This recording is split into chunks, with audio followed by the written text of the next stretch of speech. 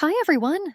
Welcome back to another episode of the English Story Podcast. I'm Emily, and I'm excited to help you improve your English today. And I'm John. We're really glad you're here with us. If you've been following our podcast, you know that we love using stories to make learning English more fun and effective.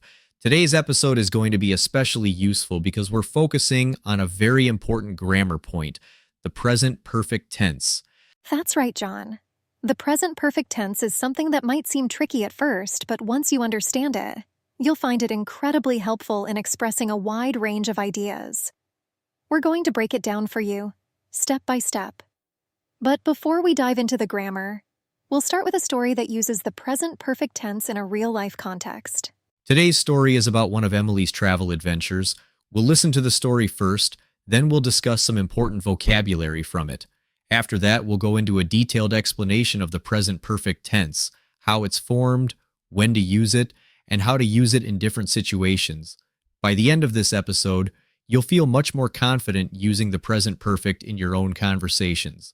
I'm excited to share this story with you, and I hope it helps make the present perfect tense clearer and more approachable. Let's get started. So here's the story. It's about my travels over the past few years. Listen carefully and see if you can pick out the sentences where I use the present perfect tense. Over the past few years, I have traveled to many different countries.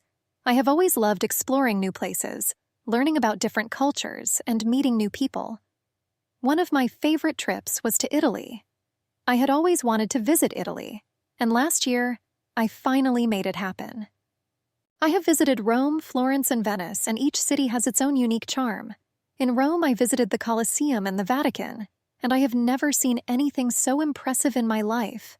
In Florence, I walked through beautiful art galleries and tasted some of the best food I have ever eaten. And Venice, Venice, I have never been to a city like that before, with its canals and old buildings. It felt like stepping back in time. But my travels haven't always been smooth. I have missed flights, gotten lost in unfamiliar cities, and even lost my luggage once. However, these challenges have taught me a lot. I have learned to stay calm under pressure and to always have a backup plan. One of the most memorable experiences I've had was meeting a local family in a small village in Tuscany. They invited me to their home for dinner, and I have stayed in touch with them ever since.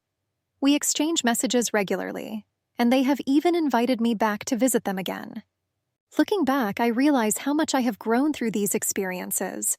Traveling has opened my eyes to the world in ways I never imagined, and I am so grateful for all the memories I have made along the way. That was a wonderful story, Emily. It sounds like you've had some amazing experiences while traveling. Now let's go over some of the vocabulary you used in the story that our listeners might find useful. Sure. Let's start with the word exploring. In the story, I said that I have always loved exploring new places. Exploring means traveling through an area to learn more about it or to discover something new. It's often used when you're curious and want to find out more about something. Another important word is unique. You mentioned that each city in Italy has its own unique charm. Unique means something that is one of a kind or very special. When something is unique, it's different from anything else in a good way. Right. I also used the word charm. In the story, I said that each city has its own unique charm. Charm refers to the quality that makes something attractive or interesting. For example, an old city might have a lot of charm because of its history and beautiful architecture. And then there's the word impressive. You said that the Colosseum and the Vatican were the most impressive things you've ever seen. Impressive describes something that is so good, large, or special that it leaves a strong positive impact on you. Exactly. Another word I used was smooth. I said that my travels haven't always been smooth. Smooth here means easy or without any problems. If something doesn't go smoothly, it means there were some difficulties or challenges. And let's not forget memorable. You talked about your most memorable experience in Tuscany. Memorable means something that is worth remembering because it was special or important.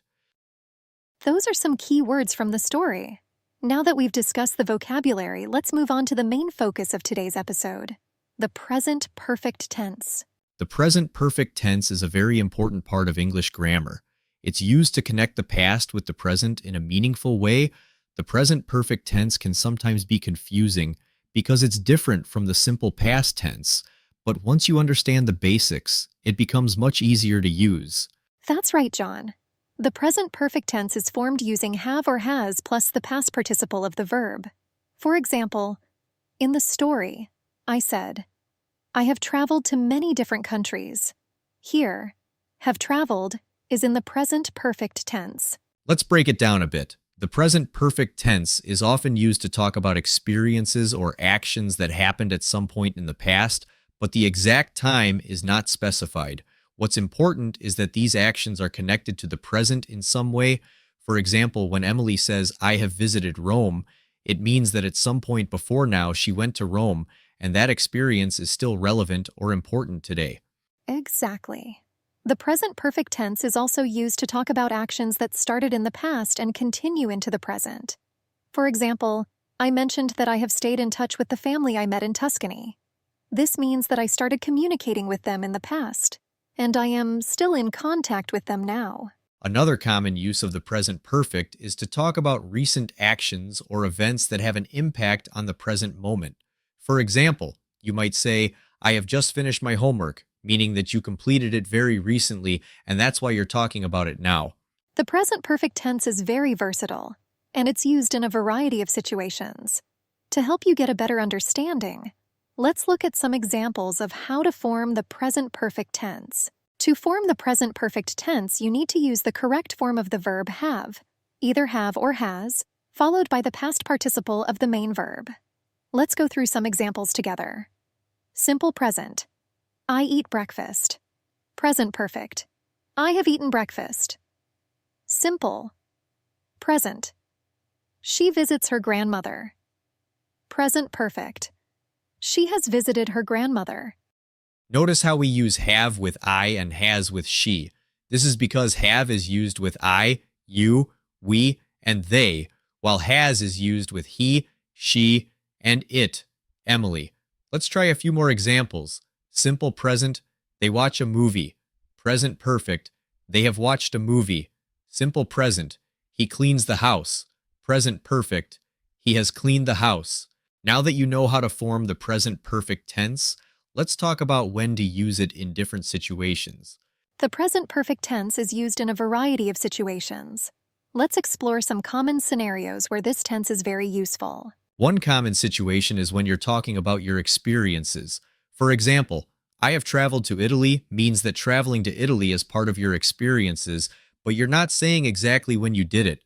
The exact time is not important. What's important is the experience itself. Another situation is when you're talking about actions that started in the past and are still happening now. For instance, I have known John for 5 years means that I met John 5 years ago, and I still know him today. The present perfect tense helps show that the action is ongoing. You can also use the present perfect to talk about recent actions that affect the present. For example, I have just finished my work tells us that you completed your work very recently, and that's why it's relevant to the present moment. It's also common to use the present perfect tense with words like already, yet, just, and ever. For example, I have already eaten. Have you finished your homework yet? Or, she has just left. Let's look at a few more examples to really understand these different uses. Talking about experience, she has visited Paris 3 times. The exact times aren't mentioned, just the experience. Ongoing action. We have lived in this house for 10 years. The action started in the past and continues now. Recent action. He has just called me. The action happened recently and is relevant now. Understanding when to use the present perfect tense will help you communicate more effectively in English, especially when you want to connect the past with the present. Today we've covered a lot of ground. We started with a story about my travels, which helped illustrate how the present perfect tense is used in real-life situations. We then discussed some key vocabulary and moved on to a detailed explanation of the present perfect tense, how it's formed, when to use it, and how it fits into different contexts. The present perfect tense is a powerful tool in English, and it's essential for making your conversations more natural and accurate. Whether you're talking about your experiences, ongoing actions, or recent events, the present perfect tense helps you express yourself clearly and effectively. We hope this episode has helped you understand the present perfect tense better. The more you practice, the more comfortable you'll become with using it in your own conversations. Thanks for listening, everyone. Don't forget to subscribe to our podcast so you never miss an episode. We'd love to hear from you. Leave us a comment or a review and let us know what topics you'd like us to cover in future episodes. Keep practicing and remember to enjoy the process of learning. The more you listen and practice, the more natural these grammar points will become. Goodbye, and see you next time on the English Story Podcast.